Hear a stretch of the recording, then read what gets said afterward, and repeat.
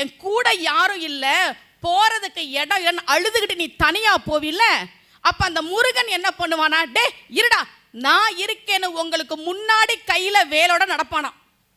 முருகன் மாதிரி இருக்கேன்னு நீங்க நினைச்சீங்கன்னா பின்னாடியும் கையில வேலோட நடப்பானா.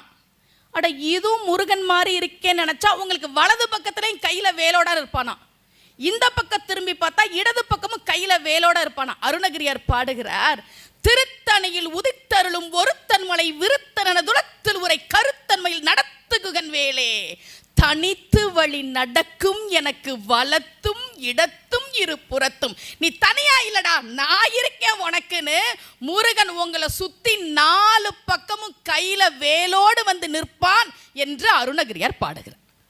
அதுதான் முருகனுக்கு இருக்கக்கூடிய சிறப்பு. தலையெழுத்த மாற்ற முடியாதுன்னு நிறைய பேர் சொல்றாங்க. இப்போ என்கிட்ட கேட்பாங்க, அம்மா நீங்கள் ஆன்மீக சொற்பொழிவாளர் தானே,